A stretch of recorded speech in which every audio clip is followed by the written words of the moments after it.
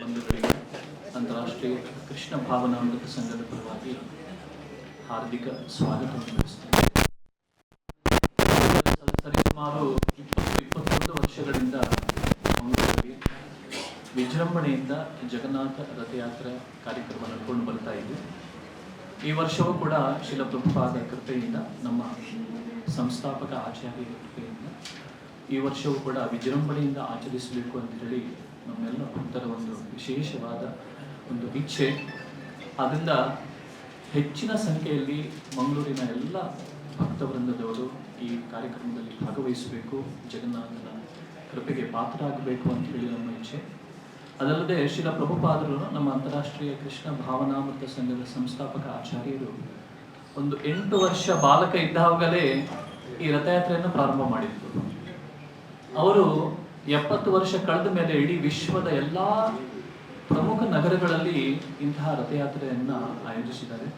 ಹಲವಾರು ಭಕ್ತರನ್ನ ದೇಶ ವಿದೇಶಗಳಿಂದ ಇಂತಹ ಒಂದು ಕಾರ್ಯಕ್ರಮದಲ್ಲಿ ಸಹಭಾಗಿಯಾಗಲಿಕ್ಕೆ ಒಂದು ಅವಕಾಶ ಮಾಡಿಕೊಟ್ಟಿದ್ದಾರೆ. ಅದರಿಂದ ಮಂಗಳೂರಿನ ಜನತೆಯು ಕೂಡ, ಈ ಭಕ್ತರು ಕೂಡ ಈ ಉತ್ಸವದಲ್ಲಿ ಭಾಗವಹಿಸಬೇಕು, ಜಗನ್ನಾಥನ ಕೃಪೆಯಲ್ಲಿ ಪಾತ್ರರಾಗಬೇಕು ಅಂತೇಳಿ ನಮ್ಮೆಲ್ಲರ ಒಂದು ಕೋರಿಕೆ. ನಿಮ್ಮೆಲ್ಲರಲ್ಲಿ ಇದನ್ನ ಒಂದು ಉತ್ತಮ ರೀತಿಯಲ್ಲಿ ನೀವು ಪ್ರಕಟಪಡಿಸಬೇಕು ಅಂತ ಹೇಳಿ ನಿಮ್ಮೆಲ್ಲರಲ್ಲಿ ಕೋರಿಕೆ. ಸೊ ದೇವಧರ್ಮ ಪ್ರಭು ಅವರು ಇನ್ನು ಹೆಚ್ಚಿನ ವಿವರವನ್ನು ಇದರ ಬಗ್ಗೆ ಕೊಡ್ತಾರೆ.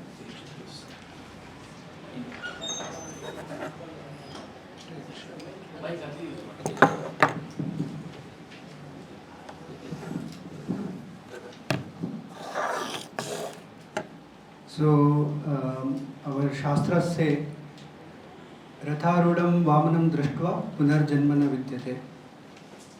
So by taking a darshan of the Lord coming out in the Ratha, it gives an opportunity for all to go back to our eternal home, Vaikunta. So this is the mercy of Lord Jagannath. So the Ratha Yatra is a festival where Lord himself comes out in the Ratha to give his darshan to all the people.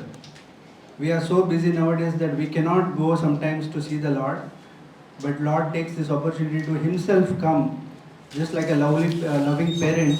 The Lord is coming to see his children.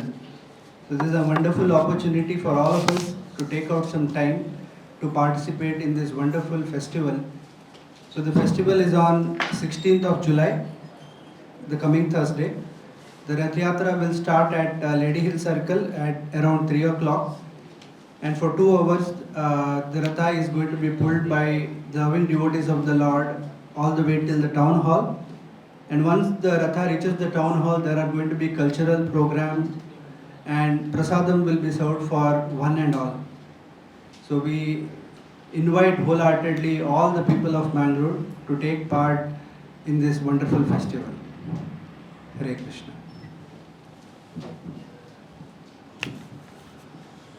Hare Krishna. ಈ ರಥಯಾತ್ರದ ಒಂದು ವಿಶೇಷತೆ ಏನಂತ ಹೇಳಿದರೆ, ಪೂರಿ ಜಗನ್ನಾಥ, ಪೂರಿಯಲ್ಲಿ ಕೂಡ 16ನೇ ತಾರೀಕು ನಾಡ್ದು ಈ ರಥಯಾತ್ರ ನಡೀಲಿಕ್ಕಿದೆ.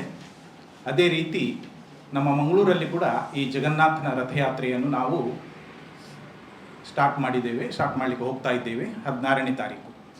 ಈ ರಥಯಾತ್ರ ವಿಶೇಷತೆ ಅಂತ ಹೇಳಿದರೆ, ಲಕ್ಷಾನುಲಕ್ಷಗಟ್ಟಲೆ ಜನರು ಈ ರಥೋತ್ಸವದಲ್ಲಿ ಒಟ್ಟುಗೂಡಿ ಈ ರಥವನ್ನು ನೋಡಲಿಕ್ಕೆ ಎಳಿಲಿಕ್ಕೆ ಬರ್ತಾ ಇದ್ದಾರೆ.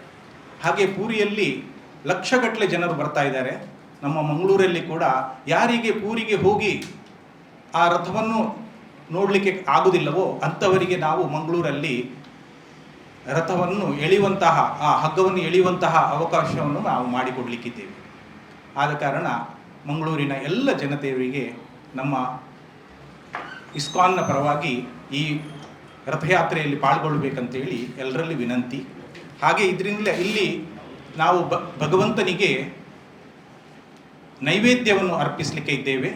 ಯಾರಾದರೂ ಅವರ ಇಷ್ಟ ಪ್ರಕಾರ ಏನಾದರೂ ತಂದು ಭಗವಂತನಿಗೆ ಕೊಡುವಂತಾದರೆ ಹೂವು ಅಥವಾ ನೈವೇದ್ಯ ಏನಾದರೂ ಕೊಡುವಂಥದ್ದು ಇಷ್ಟ ಇದ್ದರೆ ಕೊಡ್ಬೋದು.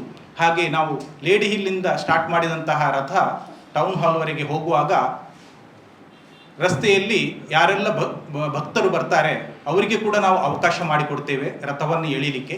ಹಾಗೆ ಪ್ರಸಾದವನ್ನು ಸಹ ಡಿಸ್ಟ್ರಿಬ್ಯೂಷನ್ ಮಾಡ್ತಾ ಹೋಗ್ತೇವೆ.